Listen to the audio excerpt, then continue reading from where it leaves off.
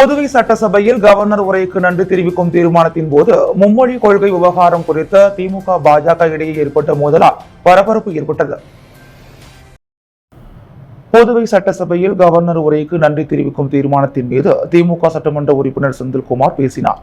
அப்போது அவர் பேசும்பொழுது, கவர்னர் உரைக்கு நன்றி தெரிவித்து பேசுகிறேன் என்பதை தமிழ், பிரெஞ்சு, ஆங்கிலம், மலையாளம், தெலுங்கு என 5 மொழிகளில் பேசினார்.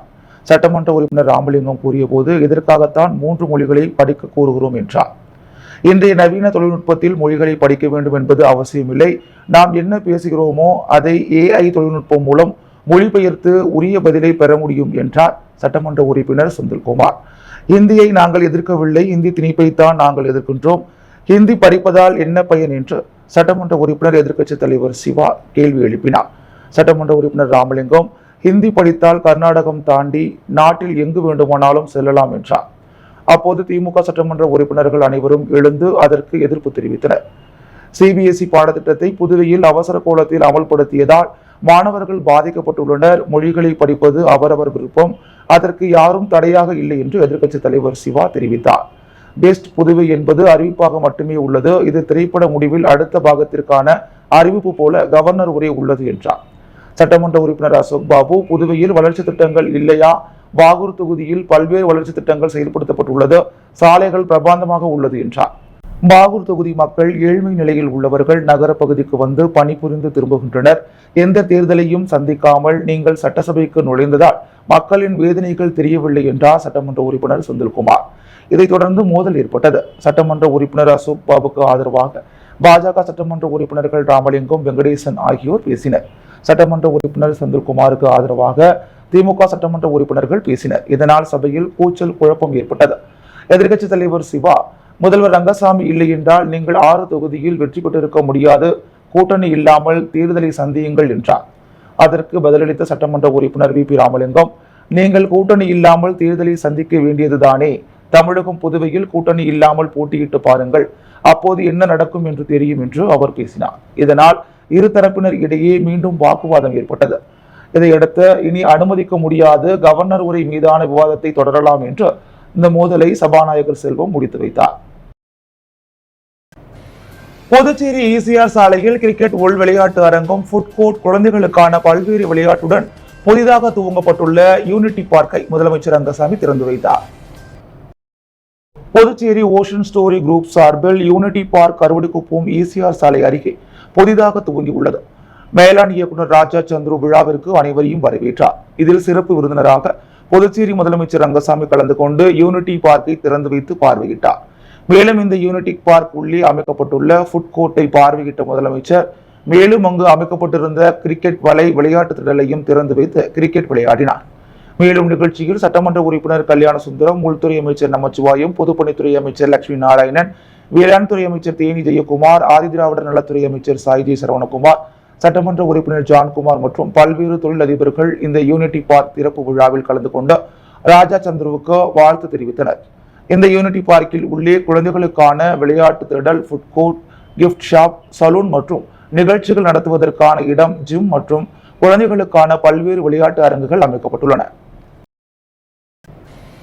புதுச்சேரி பெஞ்சல் புயல் நிவாரணம் முழுமையாக வழங்கியதாக பேரவையில் பொய்யான தகவல் அளித்ததாக கூறி திமுக, காங்கிரஸ் சட்டமன்ற உறுப்பினர்கள் பேரவையிலிருந்து வெளிநடப்பு செய்தனர். புதுச்சேரி சட்டசபை 15வது சட்டப்பேரவையின் 6வது கூட்டத்தொடர் துணைநிலை ஆளுநர் உரையுடன் நேற்று துவங்கியது. 2வது நாளான இன்று துணைநிலை ஆளுநர் உரைக்கு நன்றி தெரிவிக்கும் பிரேரணை மீது விவாதம் நடைபெற்றது. இதில் CT சட்டமன்ற உறுப்பினர் அங்காளன் பேசும்பொழுது, பெஞ்சல் புயலால் பாதிக்கப்பட்ட வீடுகளை இழந்தவர்களுக்கு எந்த நிவாரணமும் வழங்கப்படவில்லை என்று பேசினார். இதற்கு பொதுப்பணித்துறை அமைச்சர் லட்சுமி நாராயணன், வீடு இழந்தவர்கள் குறித்த கணக்கெடுப்பு நடத்தப்பட்டு வருகிறது, விரைவில் நிவாரணம் வழங்கப்படும் என முதலமைச்சர் உறுதி அளித்திருப்பதை சுட்டிக்காட்டினார். இதற்கு திமுக, காங்கிரஸ் சட்டமன்ற உறுப்பினர்கள் கடும் எதிர்ப்பை தெரிவித்தனர். பெஞ்சல் புயலால் பாதிக்கப்பட்ட பெரும் விவசாயிகளுக்கு நிவாரணம் வழங்கப்படவில்லை, வீடுகள் இழந்தவர்களுக்கு நிவாரணம் வழங்கப்படவில்லை, புயலால் பாதிக்கப்பட்ட புதுச்சேரிக்கு மத்திய அரசு இதுவரை எந்த ஒரு நிதியையும் கொடுக்கவில்லை என பேசினார். இதற்கு அரசு தரப்பிலிருந்து பதில் வராததால் அரசு தவறான தகவல்களை சட்டமன்றத்தில் கூறுவதாக கூறி ஒட்டுமொத்தமாக திமுக, காங்கிரஸ் சட்டமன்ற உறுப்பினர்கள், எதிர்க்கட்சிகள் வெளிநடப்பு செய்தனர். மும்பை தனியார் நிறுவன கப்பல் உரிமையாளரை கண்டித்து புதுச்சேரி மீனவர்கள் வேலை நிறுத்தத்தில் ஈடுபட்டனர்.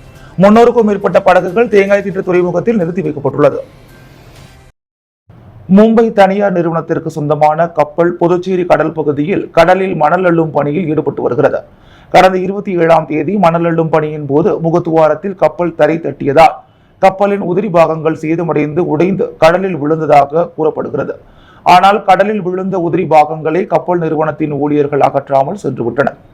இது பற்றி தகவல் அறியாத புதுச்சேரி மீனவர்கள் விசைப்படகில் கடலுக்குள் மீன்பிடிக்க சென்றனர்.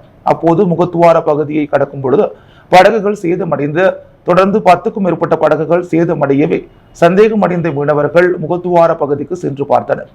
அப்போது மணல் அள்ளும் கப்பலின் உதிரி பாகங்கள் முகத்துவார பகுதியில் சிக்கியிருந்தது தெரிய வந்தது.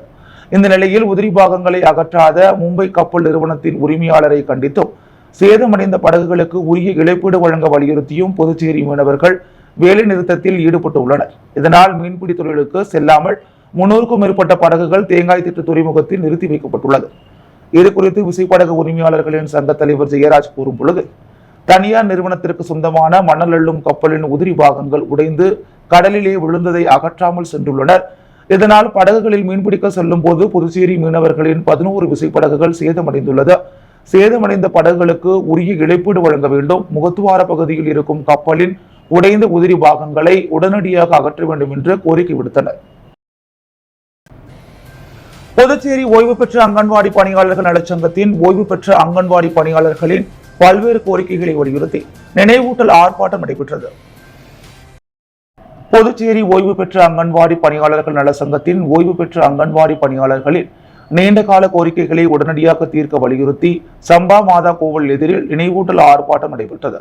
சம்மேளன தலைவர் ராதாகிருஷ்ணன் முன்னிலையில் மண்ணாங்கட்டி தலைமையில் ஓய்வு பெற்ற அங்கன்வாடி பணியாளர்களுக்கு சட்டப்படி கிடைக்க வேண்டிய பணிக்கொடை மற்றும் 6வது ஊதிய குழு பரிந்துரைப்படி அங்கன்வாடி உதவியாளர்களுக்கு வழங்கப்பட வேண்டிய 50% ஊதிய நிலுவை உள்ளிட்ட கோரிக்கைகள் நிறைவேற்றப்படாமல் உள்ளதை உடனடியாக நிறைவேற்ற கோரி நினைவூட்டல் ஆர்ப்பாட்டம் நடைபெற்றது.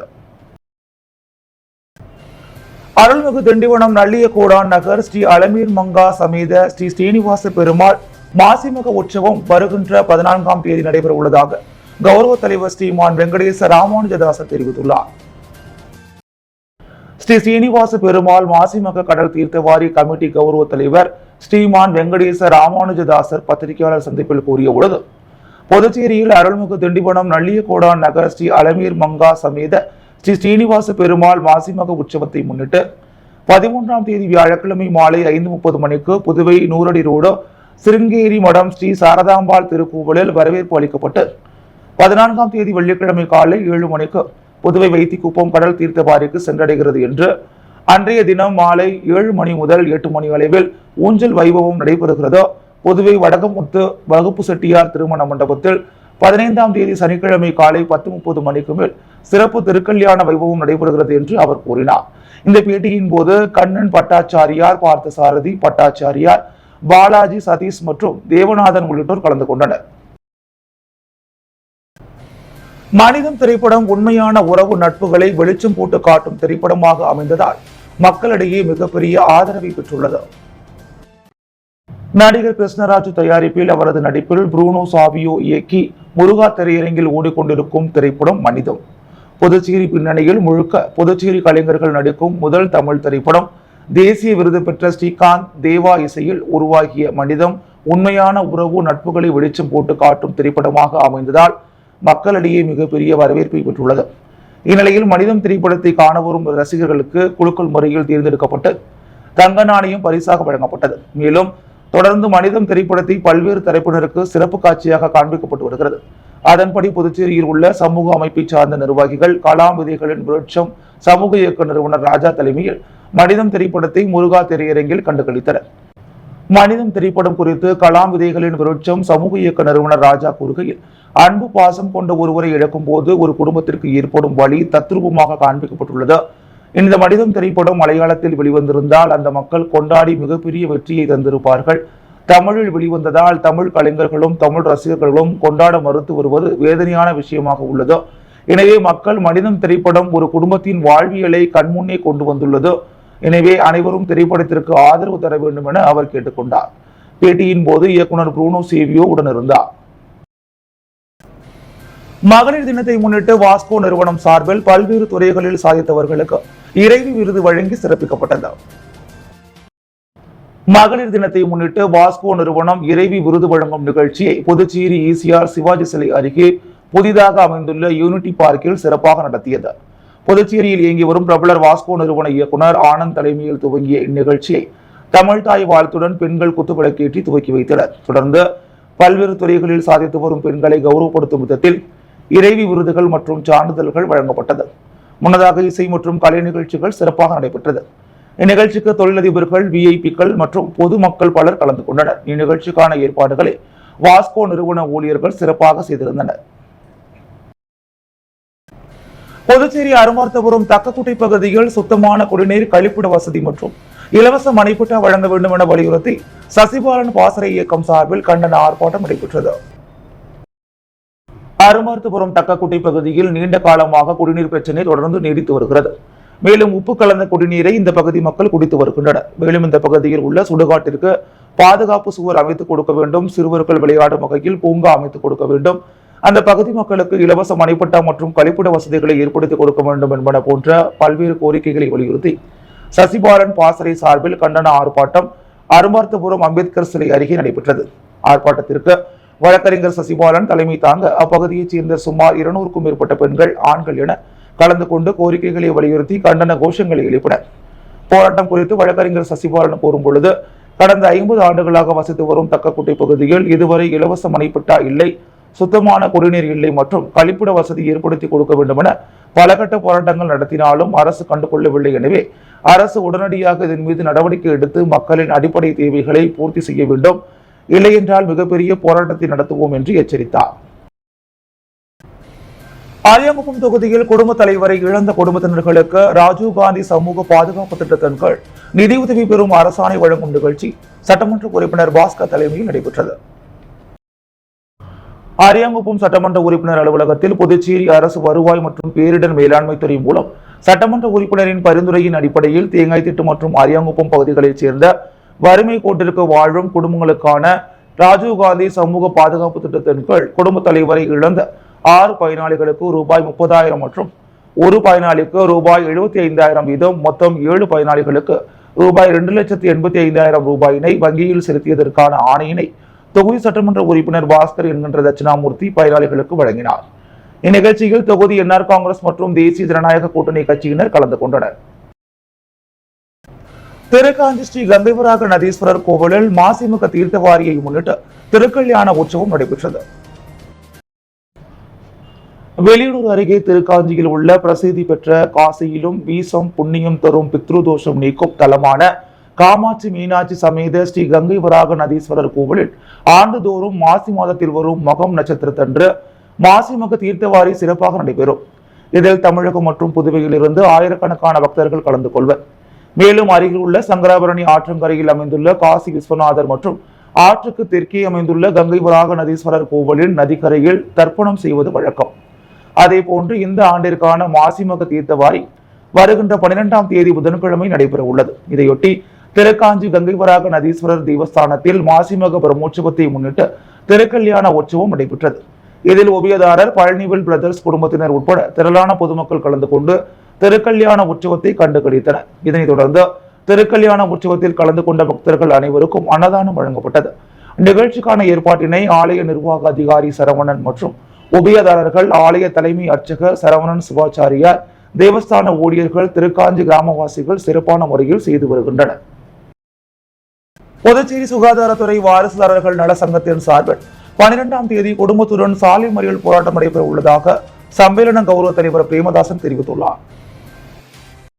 புதுச்சேரி அரசு ஊழியர் சங்கங்களின் சம்மேளனத்தின் கௌரவ தலைவர் பிரேமதாசன் பத்திரிகையாளர் சந்திப்பில் கூறுகையில், புதுச்சேரி சுகாதாரத்துறையில் கடைசியாக கடந்த 2016ஆம் ஆண்டு வாரிசுதாரர் பணி 88 நபர்களுக்கு வழங்கப்பட்டது.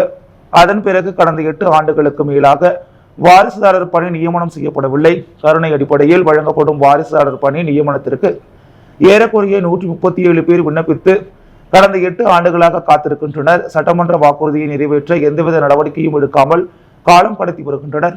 மேலும் இந்த நிலையில் சுகாதாரத்துறை வாரிசுதாரர்கள் நலச்சங்கத்தின் சார்பில் வேறு வழியின்றி எதிர்வரும் 12ஆம் தேதி அன்று காலை 11 மணியளவில் கம்பன் கலையரங்கத்திலிருந்து ஊர்வலமாக புறப்பட்டு ராஜா தியேட்டர் சிக்னலில் குடும்பத்துடன் சாலை மறியல் போராட்டம் நடத்த முடிவு செய்யப்பட்டுள்ளது என்று கூறினார்.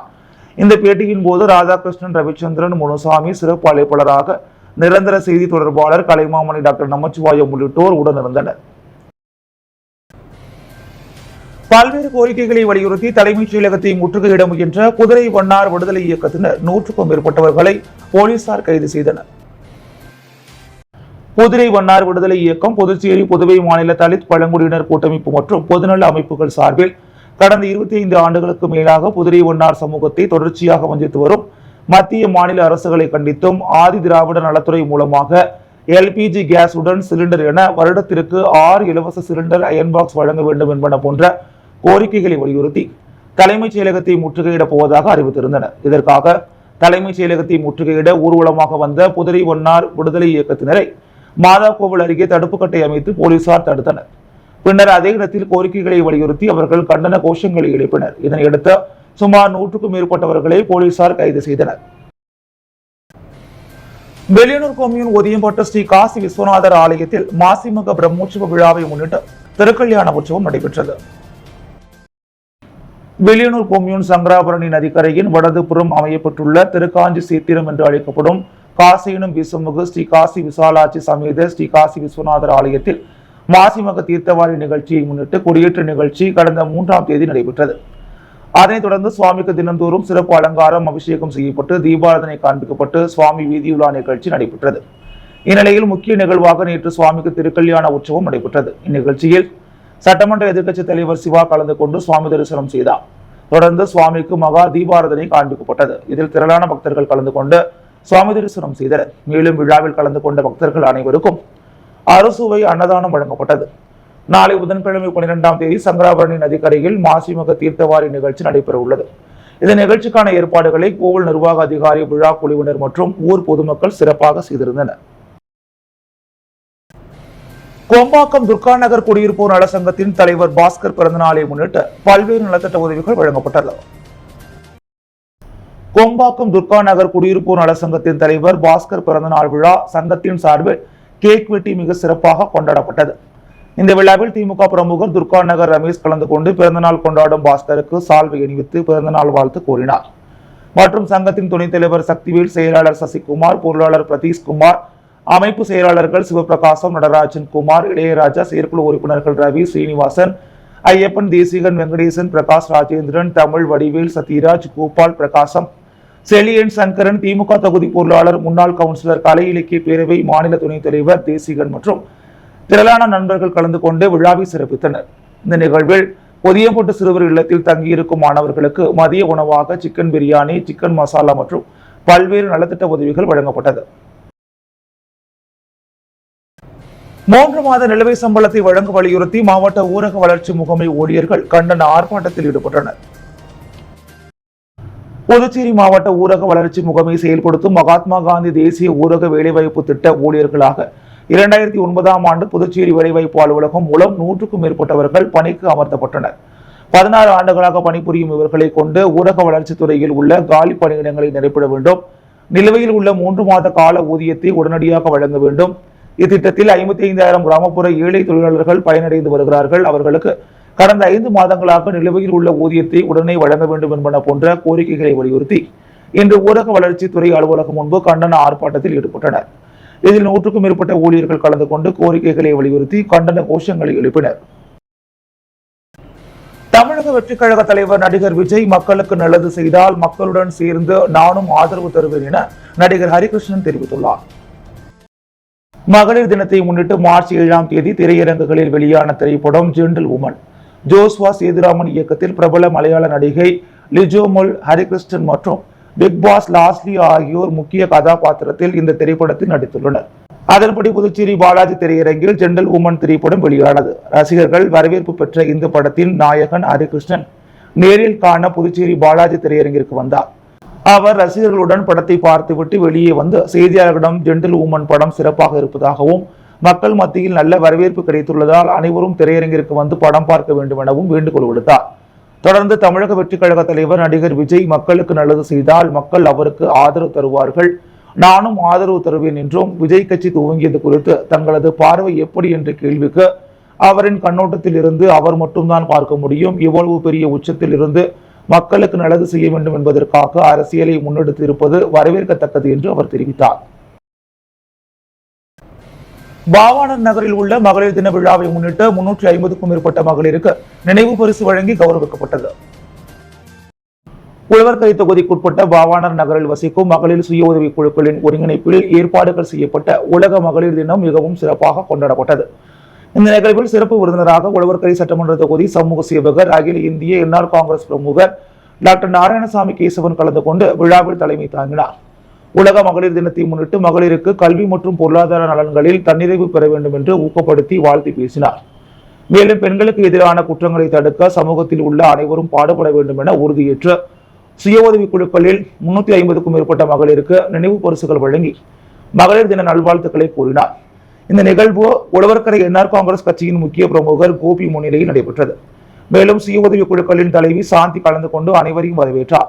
இந்த நிகழ்ச்சியில் ஊர் முக்கியஸ்தர்கள் மற்றும் என்ஆர் காங்கிரஸ் நிர்வாகிகள் கணேசன், செல்வம், ராஜா, ஆனந்தன், குமார், ஆசிமுத்து, வேலு மற்றும் மகளிர் ஊர் பொதுமக்கள் கலந்து கொண்டனர். அம்மா மக்கள் முன்னேற்ற கழகம் புதுச்சேரி மேற்கு மாநில இணை செயலாளர் லாவண்யா பேரன் ரூபன் பிறந்தநாள் விழாவை முன்னிட்டு 500 பேருக்கு நலத்திட்ட உதவி வழங்கி கொண்டாடப்பட்டது. உழவர்கரை தொகுதியில் வசித்து வருபவர் லாவண்யா. இவர் ஒரு சிறந்த சமூக சேவகி ஆவார். இவர் அம்மா மக்கள் முன்னேற்ற கழகத்தில் மேற்கு மாநில இணை செயலாளராக பதவி வகித்து மக்கள் பணி செய்து வருபவர்.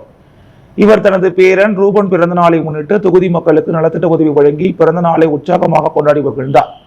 பிறந்த நாளையொட்டி தொகுதியில் பாவாணர் நகர், முத்துப்பிள்ளைப்பாளையம், தக்கக்குட்டை, முத்துப்பிள்ளைப்பாளையம் பகுதிகளில் ஏழை எளியோர் 500க்கும் மேற்பட்டவர்களுக்கு புடவை, ஹாட் பாக்ஸ், சிக்கன் பிரியாணி வழங்கி மகிழ்ந்தார். நலத்திட்ட உதவிகளை பெற்றுக் கொண்ட பொதுமக்கள் லாவண்யாவின் பேரன் ரூபனை வாழ்த்தினார். தொடர்ந்து செயலாளர் இல்லத்தில் நடைபெற்ற பிறந்தநாள் விழா கேக் வெட்டி உற்சாகமாக கொண்டாடப்பட்டது. நிகழ்ச்சியில் அம்மா மக்கள் முன்னேற்ற கழக அமைப்பு செயலாளரும் முன்னாள் சட்டமன்ற உறுப்பினர் யூசி ஆறுமுகம் பங்கேற்று நலத்திட்ட உதவிகளை வழங்கி பேரன் ரூபனை வாழ்த்தினார். மேலும் கிழக்கு மாநில செயலாளர் முருகன், முத்தியால்பேட்டை தொகுதி செயலாளர் உதயானந்தம், கதிர்காமம் தொகுதி செயலாளர் ராமச்சந்திரன் மற்றும் வர்த்தகணி செயலாளர் தனவேலு, அம்மா பேரவை பிரகாஷ், தட்டான்சாவடி தொகுதி செயலாளர் ஸ்டெல்லா மற்றும் ஆனந்த், மாணிக்கராஜா, பிச்சிவீரன்பேட்டை ஐயப்பன், செல்வமணி, முருகன், முத்துப்பிள்ளைப்பாளையம் பிரசாந்த், ராஜி, சந்தோஷ், தக்கக்கோட்டை சரளா, நிர்வாகிகள், தொண்டர்கள், பொதுமக்கள் திரளாக கலந்து கொண்டனர். புதுவையின் அன்றாட நிகழ்வுகளை காண பாண்டி ஹெட்லைன்ஸ் யூடியூப் சேனலை சப்ஸ்கிரைப் பண்ணுங்க. தொடர்ந்து எங்களுடன் இணைந்திருக்க பக்கத்தில் உள்ள பெல் பட்டனை பிரஸ் பண்ணுங்க. லைக் பண்ணுங்க, ஷேர் பண்ணுங்க. என்றும் உங்களுடன் பாண்டி ஹெட்லைன்ஸ்.